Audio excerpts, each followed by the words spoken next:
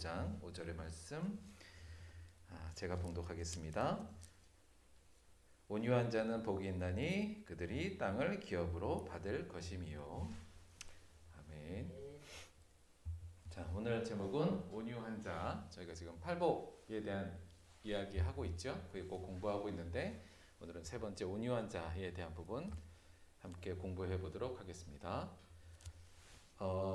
요거는 매우 예민한 사람들을 위한 책이라는 전홍진 교수님이라는 분이 쓴 책에 나와 있는 부분이에요. 그분이 뭐 정신과 또는 그 뇌과학 뭐 이런 공부하시는 분인데 그 책에 나와 있는 부분이거든요. 그러니까 뭐냐면 예민한 정도 체크리스트인데 28가지예요. 잘 안 보이시죠? 잘 보이세요? 그럼 제가 빠르게 한번 읽을 테니까 내가 여기 몇 개 해당되는지 한번 체크해 보는 거예요. 제가 한번 빠르게 읽어볼게요. 배우자가 한 사소한 말에도 쉽게 화가 난다. 사람이 많은 곳에 가면 답답하다. 층간소음에 민감하다. 밤에 잠이 오지 않아 이튿날 힘들어할 때가 많다. 끔찍한 영화나 TV를 보지 못한다. 드라마나 영화를 보고 눈물을 흘린다. 다른 사람에게 폐를 끼치지 않을지 항상 걱정한다.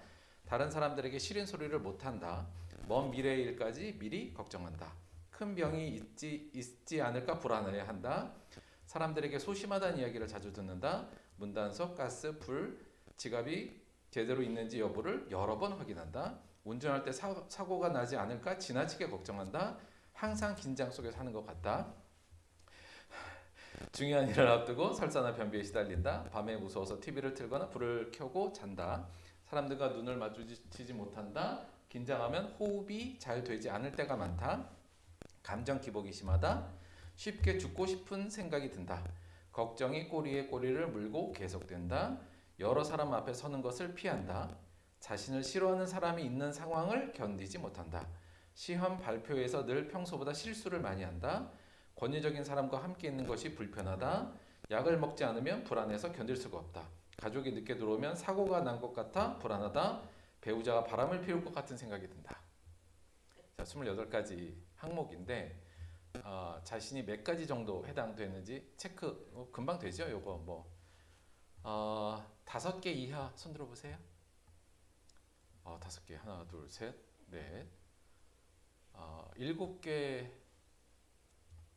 7개 8개 9개 10개 좋습니다. 10개 이상 10개 이상 자, 요게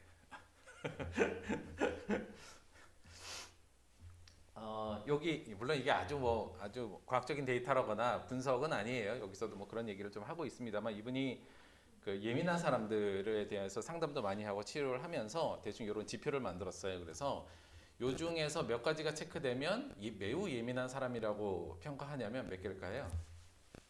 요거 7개 넘으면 매우 예민한 사람이랍니다. 7개. 7개 이하는 뭐 둔한 사람이라는 뜻이죠. 한마디로 말하면 본인이 7개가 넘는다고 생각한 사람은 난 좀 예민하구나 이 생각을 좀 하시면 될 것 같아요.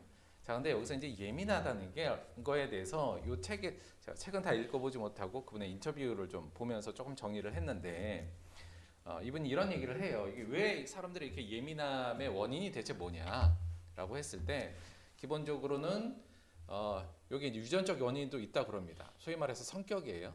본인이 타고난 성격의 영향도 좀 있고 그것도 있지만 실제로 환경적인 영향, 자기가 환경적인 영향도 있고 특히나 그 환경적인 영향 중에서도 자기가 어떤 트라우마를 크게 겪었거나 그런 경험들, 상처의 경험이 있으면 특히 이렇게 예민함이 더 깊게 온다고 얘기합니다. 현대사회에서는 뭐 다양한 것도 있겠지만 우리가 워낙 이 무한 경쟁 시대잖아요. 그런 환경적인 요인도 우리들을 다 예민하게 일반적으로 좀 더 강화시키는 요인도 좀 있을 것 같아요. 그래서 이런 요인으로 요즘 사람들이 굉장히 예민하다는 이야기를 좀 하는데요. 이분이 그 예민한 사람들이 어떤 결과를 만들어내냐에 대해서 얘기할 때 조금 놀라운 얘기를 좀 놀랍다기보다는 물론 뭐 당연할 수도 있는데, 그러니까 예민한 사람들이 어떤 결과를 만들어내냐면 첫째는 예민한 사람들이 기본적으로 성공하는 사람들이 많답니다. 그러니까 성공을 잘한 사람 중에 예민한 사람이 많은 거예요. 왜 그럴까요? 예민하다는 게 뭐냐면 다른 식으로 얘기하면 섬세하고 모든 걸 굉장히 주의 깊게 관찰하고 약간 이런 거잖아요. 그러니까 이 사람들이 이런 예민성이 일하고 연관되면 일에서 성공할 확률이 굉장히 높답니다. 그래서 이런 사람들이 근본적으로 성공하는 사람 중에 예민한 사람이 많대요. 뭐 충분히 저도 그걸 잘 활용만 하면 충분히 성공의 길로 갈 수 있는 성격이 되기도 하고 특성이 되기도 할 수 있다. 이렇게 얘기를 하는데요. 요거 말고 그 반대로 예민의 결과는 결국 뭐냐?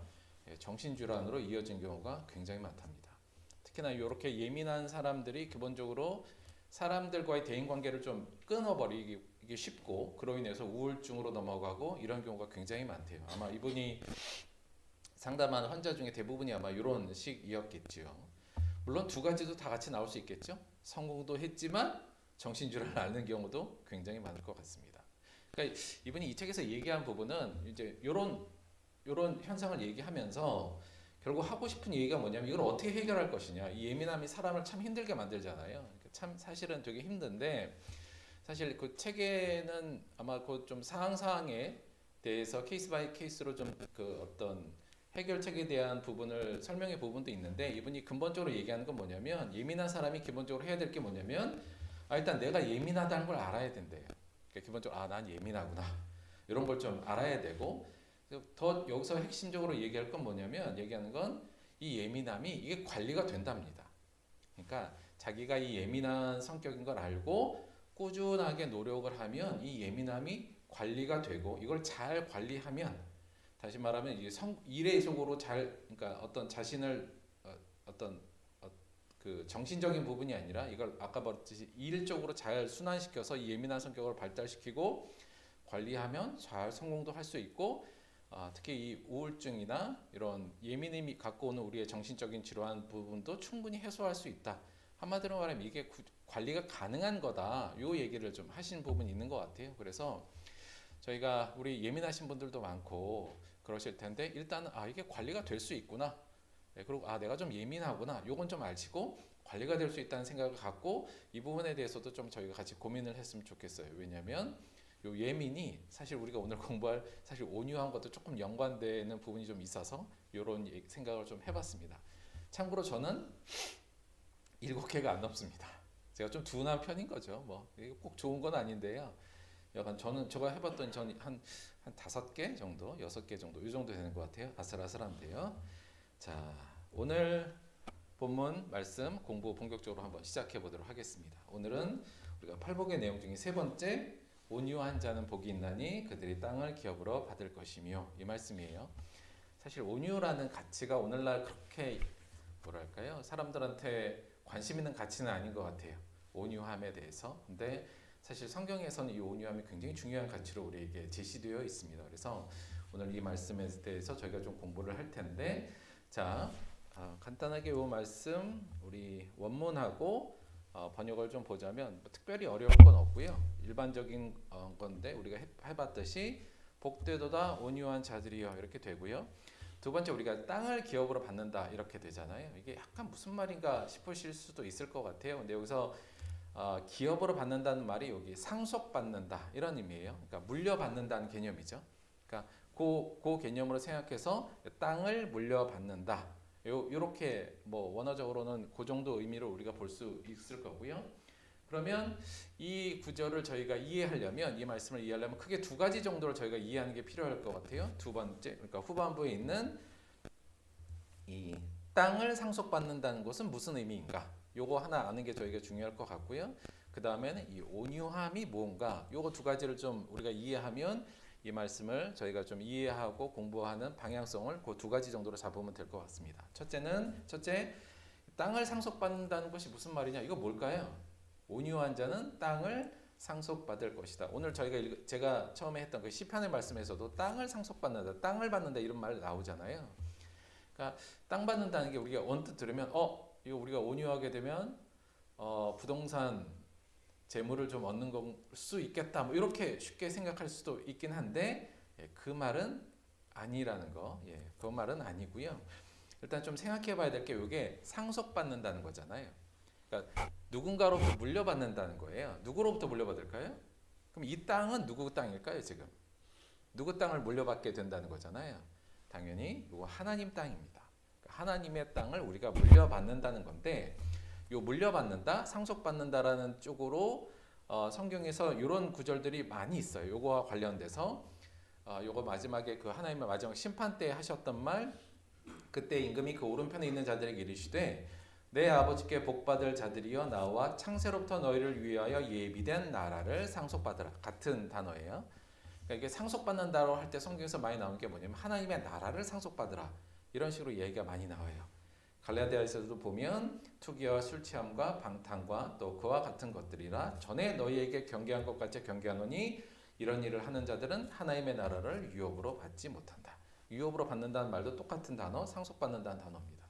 그러니까 상속받는다고 할 때 성경에서 많이 나오는 게 하나님 나라의 개념이고요. 그래서 하나님 나라라고 하니까 여기서 우리가 이 땅도 하나님의 나라와 관련되어 있을 거다. 이렇게 생각하는 것이 합당하다. 이렇게 볼 수가 있어요. 근데 여러분 땅은요. 기본적으로 이런 거예요. 뭐냐면 우리가 하나님께서 우리를 땅을 나중에 하나님 나라에서 물려준다는 거잖아요. 근데 아담에게 하나님께서도 땅을 맡기신다는 건 뭐냐면 땅을 관리하라는 거거든요. 그러니까 땅을 준다는 건 그 땅, 우리가 땅 하면 재물 이렇게 생각이 쉽게 들지만 땅을 준다는 의미는 그 땅을 통치하고 관리하고 다스릴 수 있는 권한을 준다는 의미로 연결이 돼요.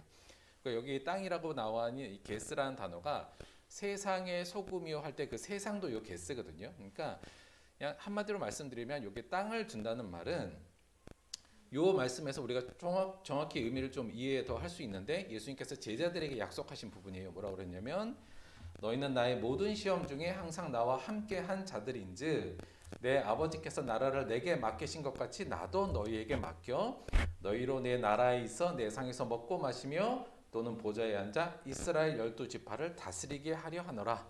나중에 제자들에게 하나님께서 다스릴 수 있는 권리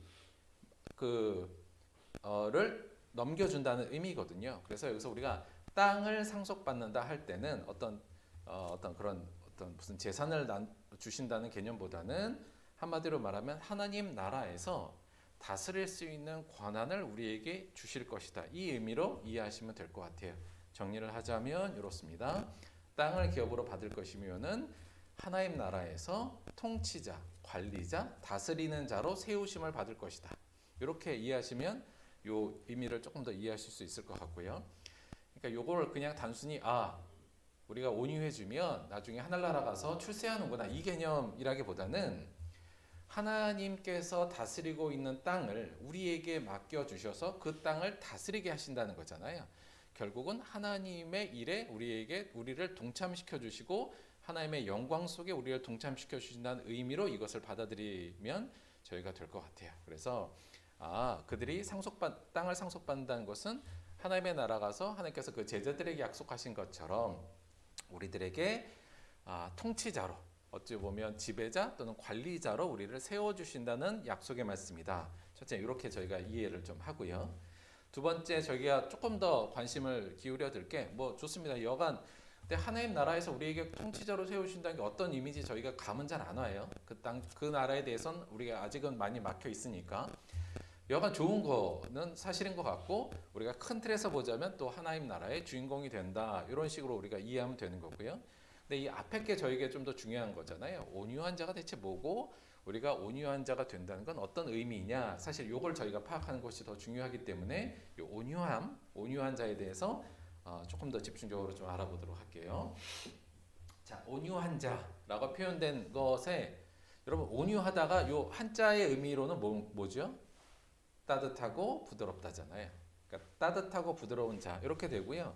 사실은 원래 원어적 단어로도 보면 이런 식의 어떤 의미가 있는 단어예요. 겸손하고 예의 바르고 사려 깊다 이런 거죠. 근데 제 개인적으로는 이 온유 번역 되게 잘 된 것 같아요. 그렇죠? 그러니까 이런 거 겸손하고 예의 바르고 사려 깊고 이런 것들을 포괄해서 따뜻하고 부드럽다. 요 번역 제가 볼 때는 잘 된 것 같고요. 자, 그런데 이 온유한 자 이런 뜻인데 이 온유한 자에 대해서 저희가 이제 몇 가지를 조금 더 알아볼 텐데 첫째 요거부터 알아볼게요. 자, 온유의 대상. 그러니까 누구에게 온유하라는 걸까요?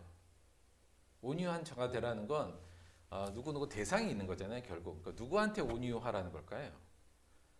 당연히 라고 할 만한 게 아니라 잘 생각해 보면 몇 가지 대상을 저희가 좀 상정해 볼 수 있어요. 누구에게 내가 온유해야 되는가? 첫째는 내 자신에게 온유할 필요가 좀 있는 부분도 상정할 수가 있고요.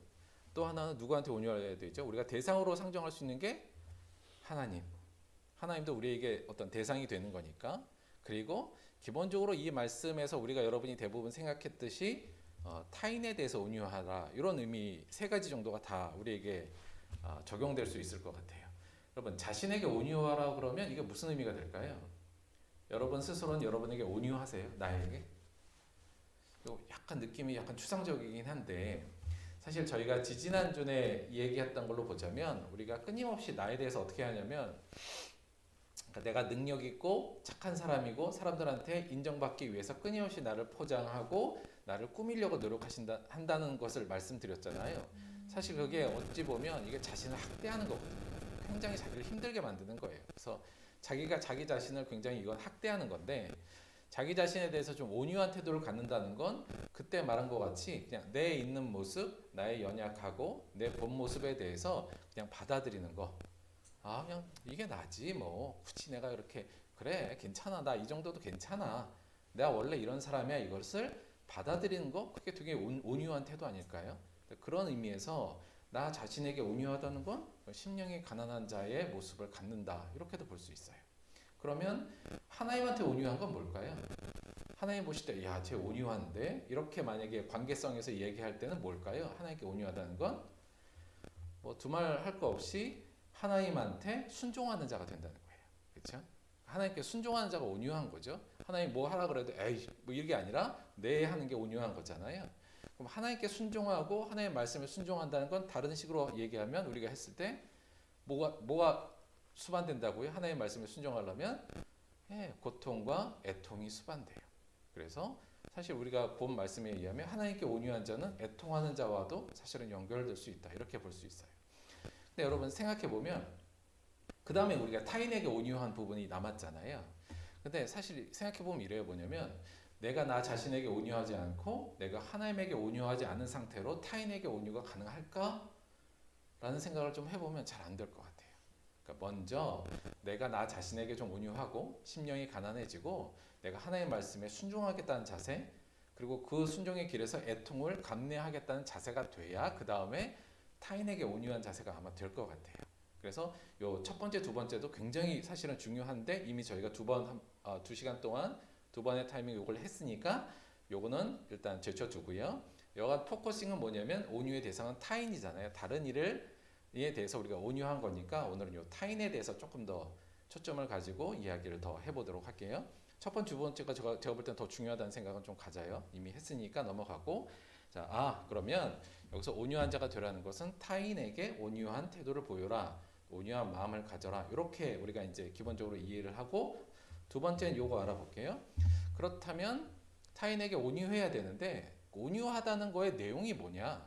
요걸 좀 알아볼게요. 온유하다는 게 뭐냐? 사실은 이 온유라는 말이 사랑이라는 단어만큼이나 포괄적이고 추상적인 단어예요. 그래서 사실은 모든 것이 다 포함되는 단어라서 그것을 우리가 다 받아들일 필요도 있지만 조금 더 우리 실생활에서 이걸 활용하고 또 적용하기 위해서는 조금 구체화할 필요도 좀 있잖아요. 그래서 온유가 대체 어떤 거냐, 어떤 내용이냐를 조금 더 구체화하기 위한 성경적 방법은 뭐냐면 일단 요 온유와 관련된 내용을 이 산상수훈 안에서 좀 찾아보려고 하는 노력이 일단 필요해요.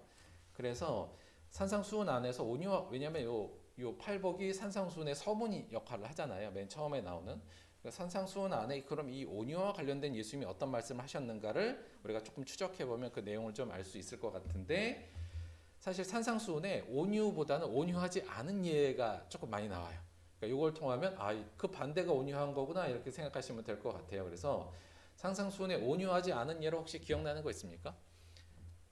요 정도 얘기할 수 있을 것 같아요. 첫째, 온유하지 않는 사람은 어떤 사람이냐 할 때 나는 너에게 이르노니 형제에게 노하는 자마다 심판을 받게 되고 형제를 대하여 라가라는 자는 공회에 잡혀가고 미련한 놈이라 하는 자는 지옥불에 들어가게 되리라. 요 말씀 기억하시죠? 요거가 온유하지 않은 사람의 전형적인 모습이겠죠.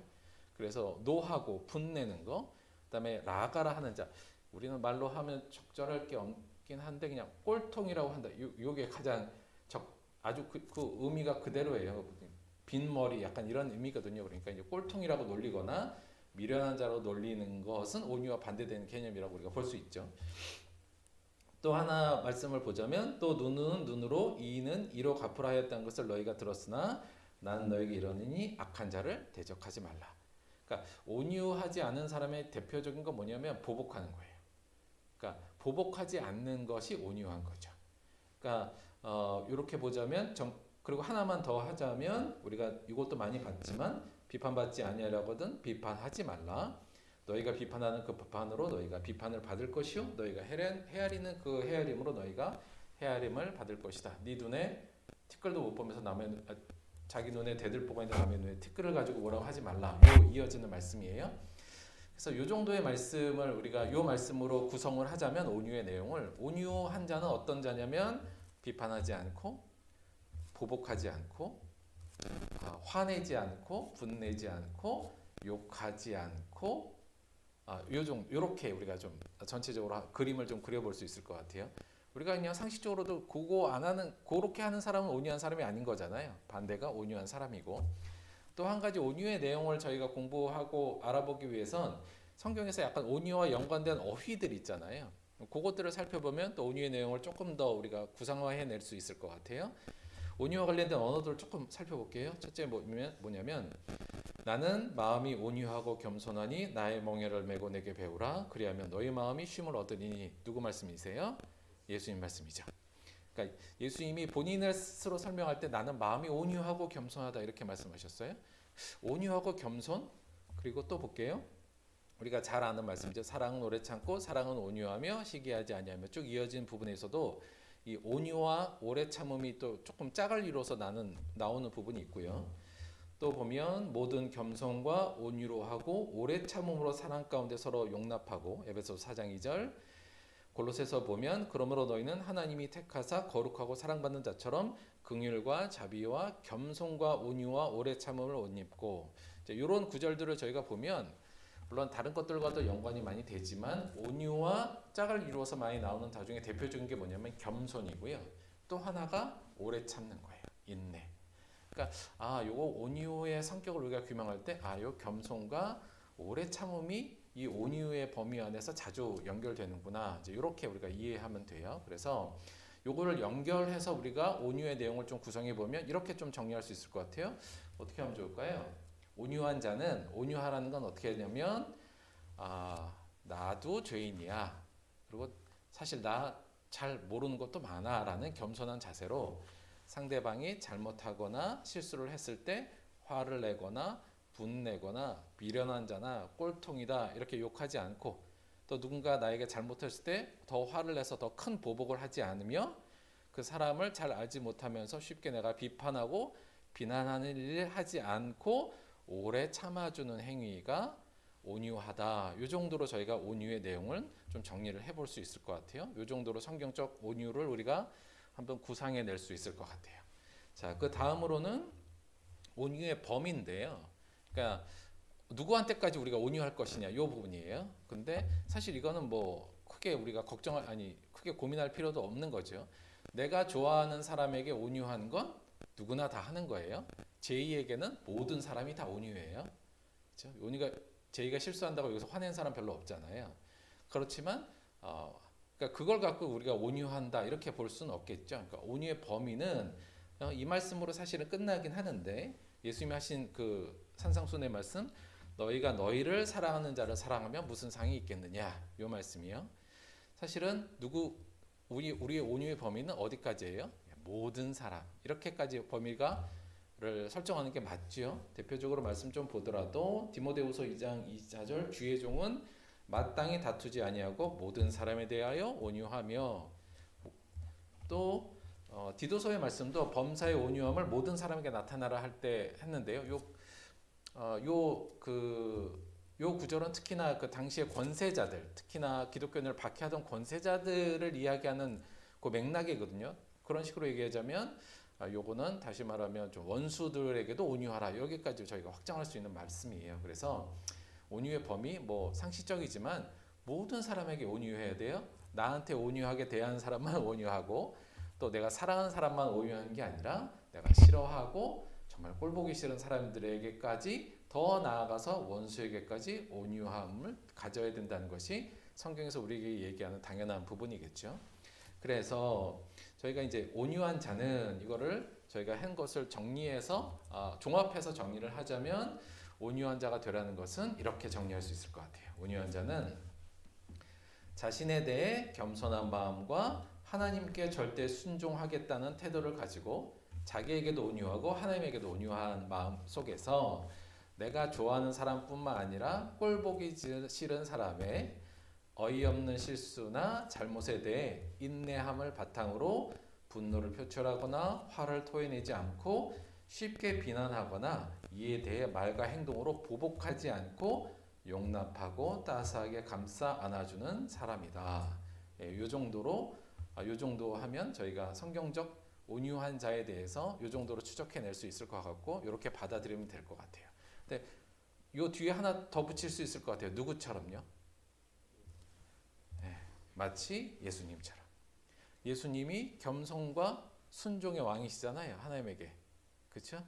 그분이 좋아하는 사람뿐 열심히 하나님을 신앙하는 사람뿐만 아니라 우리처럼 건성건성 믿고 꼴보기 싫은 우리들의 어이없는 실수와 반복된 잘못을 지금도 우리를 인내함을 바탕으로 크게 우리를 정죄하지 않으시고 분내지 아니하시고 우리를 비난하지 아니하시고 지금도 우리를 용납하고 따스하게 감싸 안아주신 것이 예수님이니까 마치 예수님처럼 예수님이 한마디로 가장 중요한 온유하신 분이었고 지금도 온유함을 우리에게 나타내고 계시고 따라서 우리의 온유함도 이러한 모습을 따라가야 된다 이렇게 우리가 정리할 수 있을 것 같습니다. 그런 사람들에게는 어떠한 상이 기다리고 있다고요? 그리고 그는 하나님 나라에서 통치자로 세워질 것입니다. 하나님의 통치의 영역을 물려받아 하나님의 일에 참여하는 영광을 얻는 통치자 또는 관리자, 땅을 기업으로 얻는 자가 될 것입니다. 여기까지가 저희 오늘 말씀을 조금 저희가 공부하고 해석해내는 과정이었다 이렇게 볼 수 있을 것 같아요. 자, 이 정도 정리했으면 이제 정리는 됐고요. 저희가 이제 이 부분에서 이제 한 발짝 더 들어가려고 하는 거예요. 이 말씀이 이런 뜻이구나, 이렇게 하라는 거구나를 알았으면 그 다음은 무슨 과정을 좀 저희가 겪어야 될까요?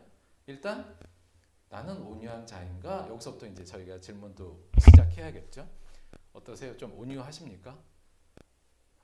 이게 누구에게나 이게 그렇게 그렇죠? 늘 이런 사람이 나오기가 굉장히 힘든 가치이기도 하고 어려운 부분이에요. 그러니까 늘 저희가 이 앞에서는 좀 숙연해지고 좀 겸손해질 수밖에 없는 거죠. 우리가 어떻게 다 이렇게 온유하겠어요? 지금도 그러지 못한 게 우리의 현실이니까 내가 온유하진 않구나. 이건 저희가 기본적으로 이제 깨닫는 부분이고요.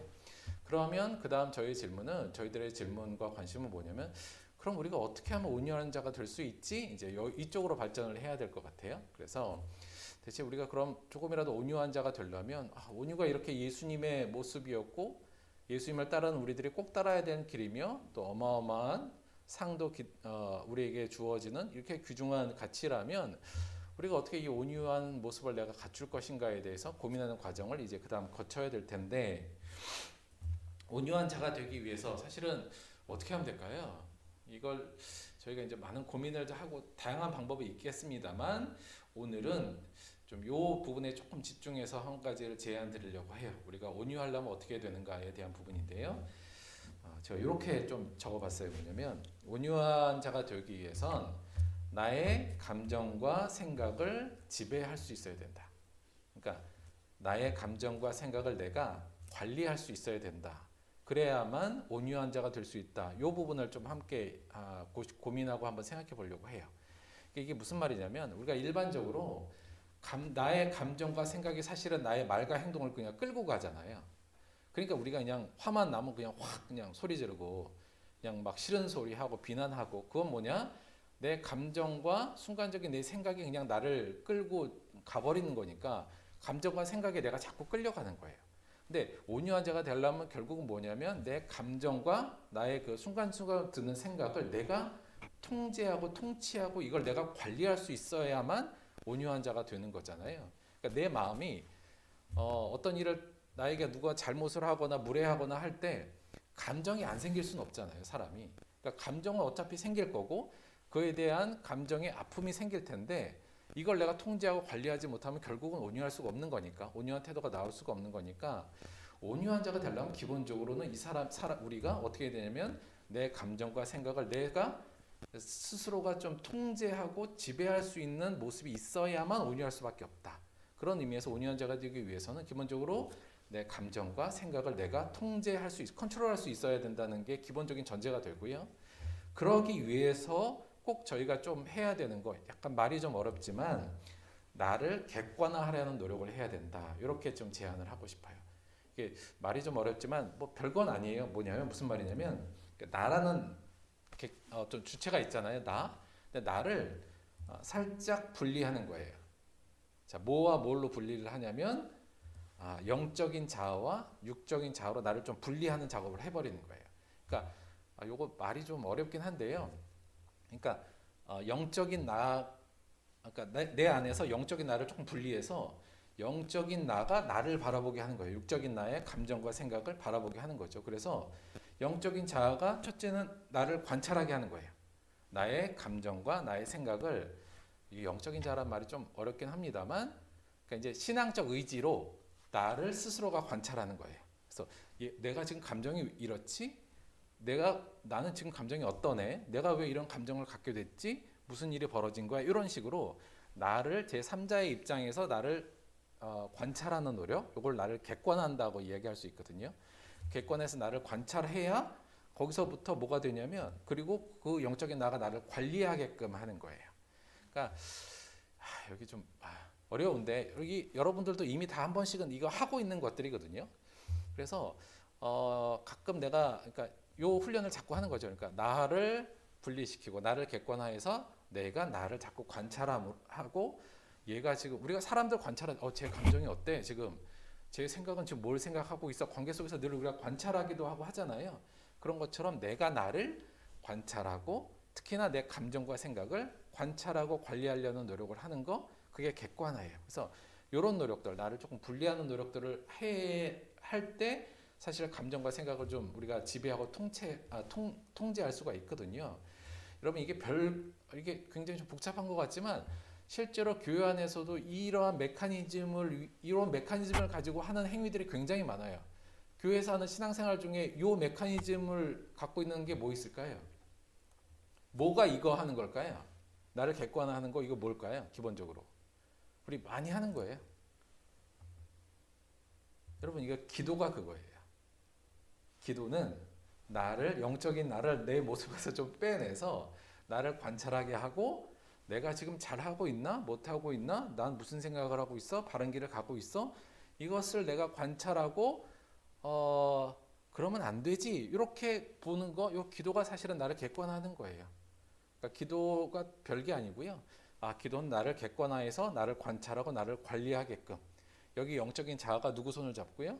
성령님 손을 잡고 육적인 나의 감정과 생각과 삶의 모습을 관찰하고 이걸 관리하게 하는데 필요한 것. 그래서 뭘 하라고 하는 거냐면 기도하라고 하는 건 요걸 하라는 내용이라고도 생각할 수 있어요. 별거 아닌 것 우리가 뭐 매일 하는 거지만 사실은 말씀 묵상도 요 과정을 하는 거예요. 말씀 묵상도 말씀을 들고 영적인 자가 튀어나가서 나를 바라보고 내가 그 말씀에 합한가 아닌가를 관찰하고 관리하는 모습이 말씀 묵상이잖아요. 그러니까 이것 또한 나를 객관화하는 근본적인 작업이고요. 결론적으로 이 모든 게 들어있는 뭐가요? 예배도 사실 이거 하는 거예요.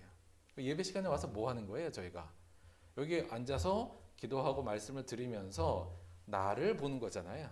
어떤 기준으로? 영적인 성령님의 기준 안에서 나를 관찰하고 내가 잘못하고 있네 이러면 뭐 하는 거예요? 회개하고 그렇죠?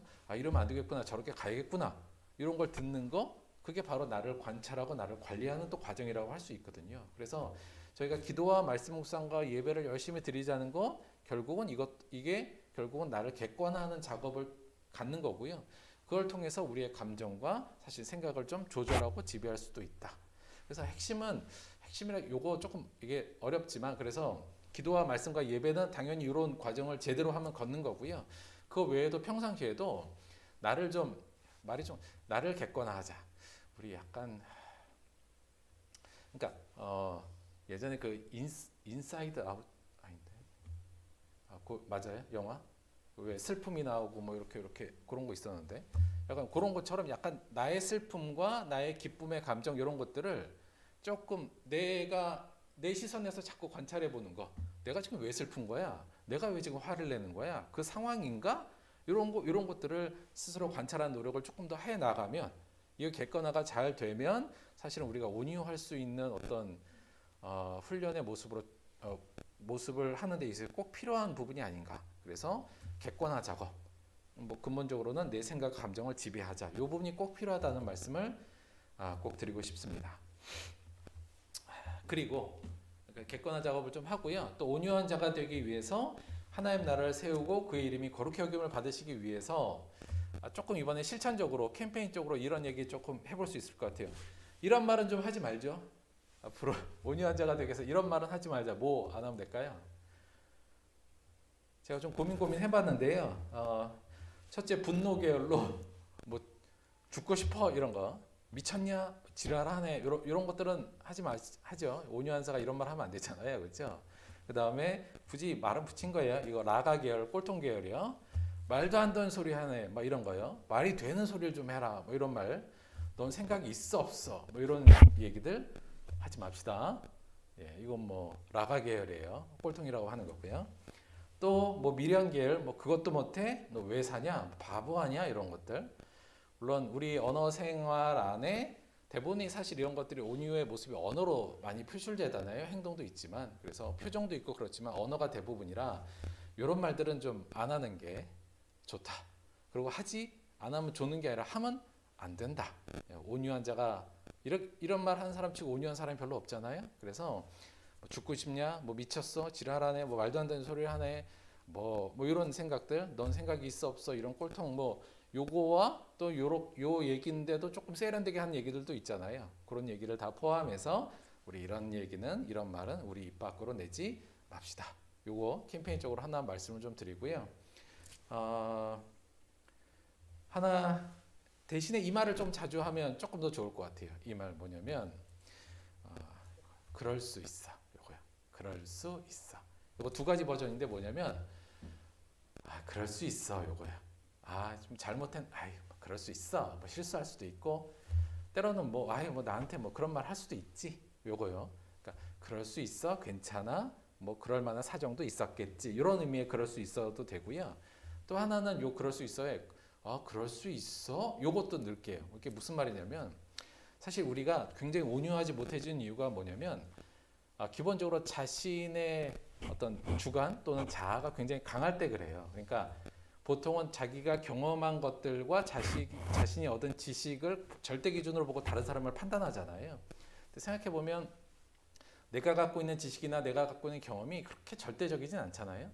그러니까 누군가가 얘기했을 때 단정적으로 안 돼, 그건 아니야, 말도 안 돼, 이렇게 단정적으로 말하지 말고 그 의견도 충분히 내가 그래도 난 전문가인데 내가 볼 땐 그건 아닌 것 같아 라는 생각이 들어도 뭐 그럴 수도 있지 않을까? 그럴 수도 있어. 한번 생각해 보자. 이렇게 하면서 경청해 주는 자세도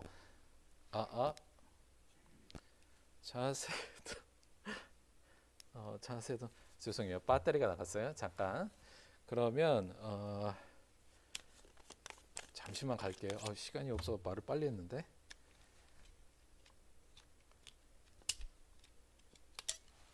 여러분 그럴 수 있어요.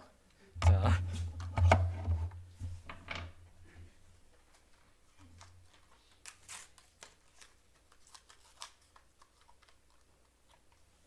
다행히 배터리는 준비가 돼 있어요.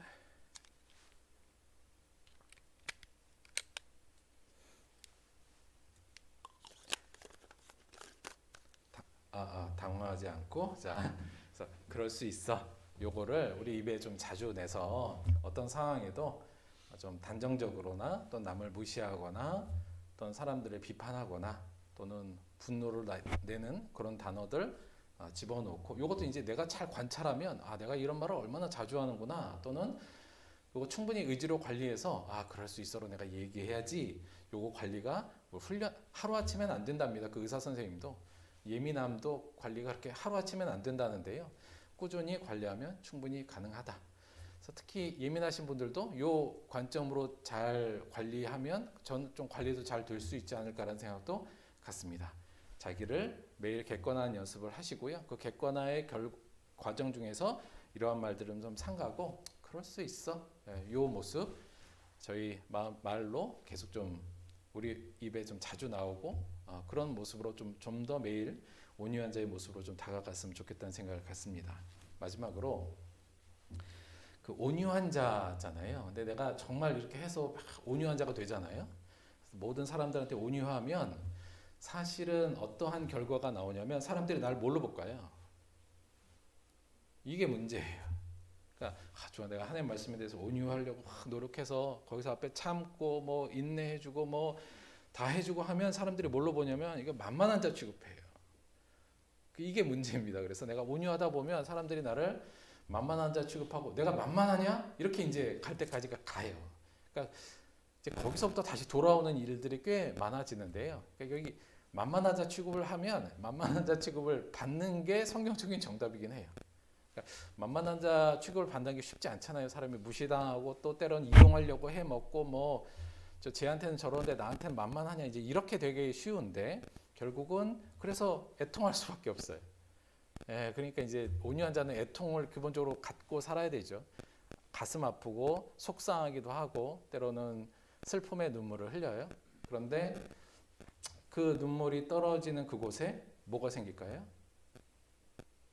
하나님 나라가 성장하고 꽃피어서 수많은 새들이 갈 곳 없는 새들이 와서 쉴 수 있는 하나님의 나라의 모습이 그곳에 이루어져요. 예수님께서 뭐라 그러셨어요? 나는 마음이 온유하고 겸손하니 내 멍에를 메고 내게 와서 배우라. 그럼 너희가 쉼을 얻을 것이다. 수고하고 무거운 짐진 자들아 다 내게로 오라. 그렇죠? 우리가 온유한 자, 예수님께서 이런 큰 나무가 되셔서 예수님께서 눈물과 피를 흘리셔서 십자가에 하나님 나라를 세우셨잖아요. 우리는 지금 그 안에서 평안을 누리고 있지 않습니까?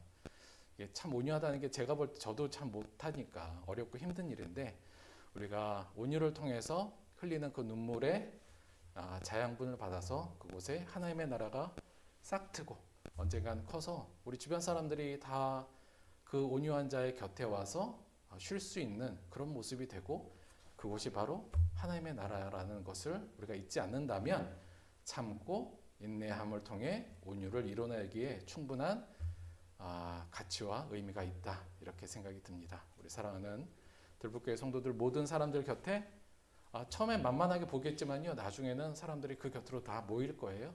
그곳에서 쉴 수 있을 테니까 모두 다 온유함으로 하나님의 나라를 이루시고 하나님 나라의 통치자가 되시기를 주님의 이름으로 축원드립니다. 기도하겠습니다. 시간이 잠깐만 우리 한 1분 정도만 우리 같이 기도하도록 하겠습니다.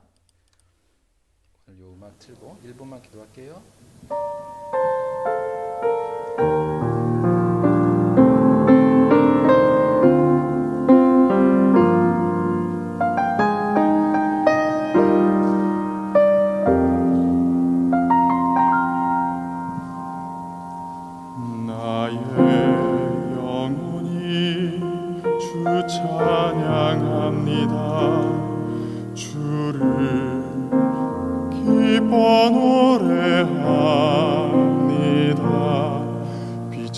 나를 들어 큰일 행하시니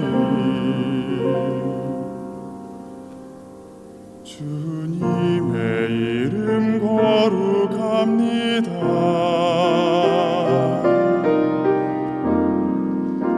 주의 은혜라 주의 은혜라 연약한 나를 세워 영광 보게 하시니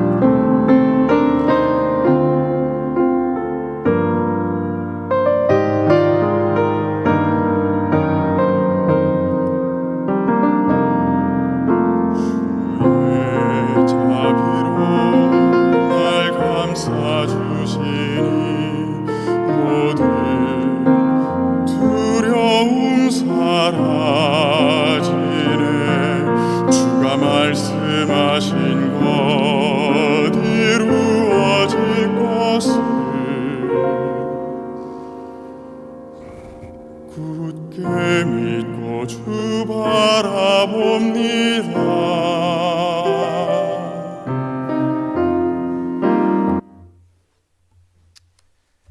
제가 잠깐 기도할게요. 하나님, 먼저 우리가 우리 자신에게 온유하길 원합니다. 우리 있는 모습을 그대로 바라보고 또 허망한 것에 목표를 두고 우리 자신을 학대하지 않는 자 되게 하여 주옵소서. 하나님께 온유하길 원합니다. 하나님 말씀에 절대적으로 순종하고 그 일이 비록 힘들고 어려울지라도 감내할 수 있는 용기 있는 자 되게 하여 주옵소서. 하나님, 이를 바탕으로 우리 모든 사람들에게 온유한 자가 되길 원합니다. 예수님께서 모든 고통과 눈물과 핏방울을 흘리셔 세우신 그 십자가에 은혜의 나무에 우리가 기대어 살듯이 우리 또한 온유한 자로 성장하여서 많은 사람들의 쉼이 될 수 있는 자 되게 도와주시고 그를 통해 하나님 나라의 영광을 세상 사람들에게 드러내고 하나님의 이름을 거룩히 여기게 하는 거룩히 여김을 받는 이 일에 우리의 삶을 우리의 마음을 전념할 수 있도록 함께하여 주옵소서. 하나님, 우리가 얼마나 부족한 걸 알고 있습니다. 성령님 도와주셔서 우리의 순간순간 온유한 자로 변화될 수 있도록 인도하시고 오늘은 어제보다 조금 더 온유해질 수 있도록 매일 수고하고 노력하는 우리 될 수 있도록 함께하여 주옵소서. 감사드리며 예수님의 이름으로 기도드렸습니다. 아멘. 아까 그 예민 주수 10개 넘으신 분 몇 분 계셨거든요. 그분들에게는 조금 더 온유할 필요가 더 있다. 예민하신 분들은 좀 그렇잖아요. 그분은 조금 더 우리가 신경 쓰셔서 조금 더 신경 써주시고 사실은 방금 우리가 온유라는 것도 그러니까 예민하신 분들이 온유하기가 조금 더 힘들 거예요.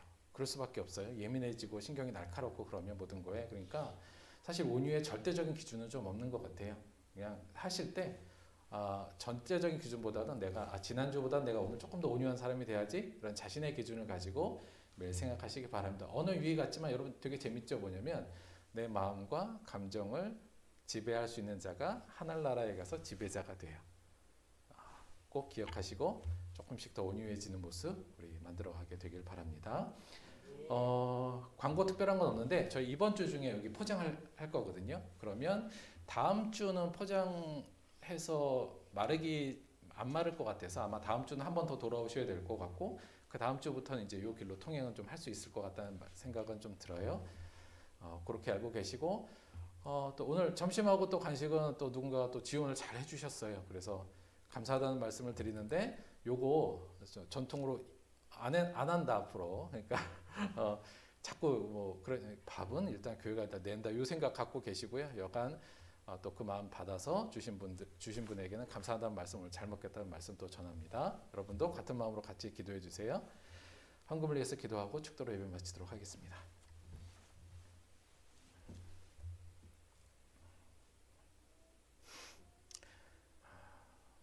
하나님, 우리를 온유하게 대해주셔서 고맙고 감사합니다. 하나님께서 온유하지 않으시다면 오늘 우리가 어떻게 이 자리에 서 있을 수 있겠습니까?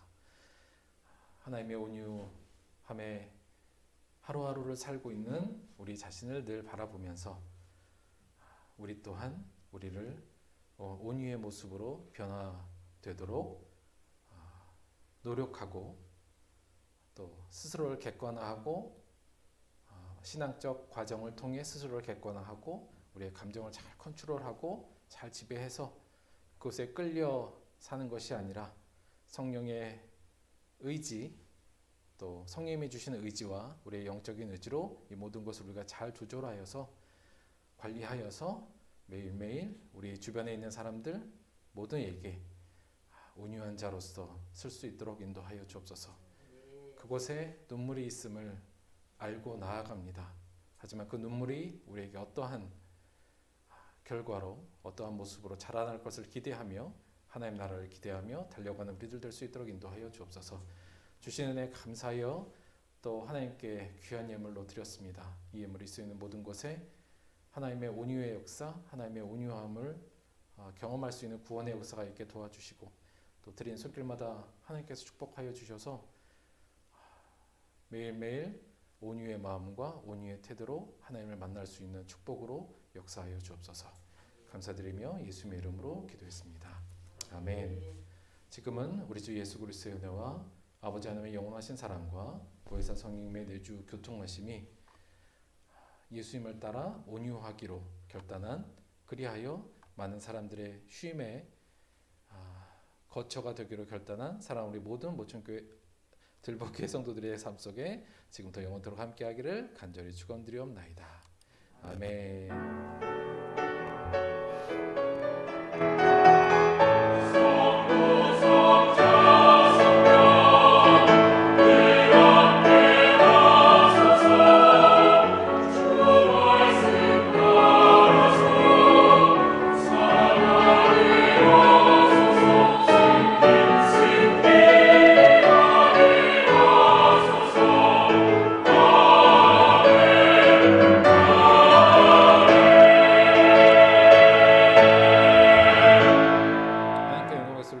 수고하셨습니다. 그럴 수 있죠? 아직도 모청이 나오나?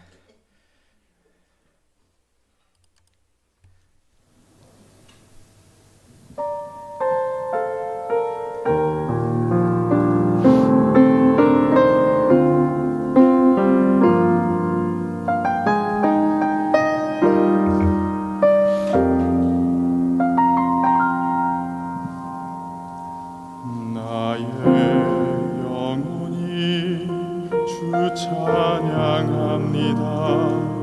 주를 기뻐 노래하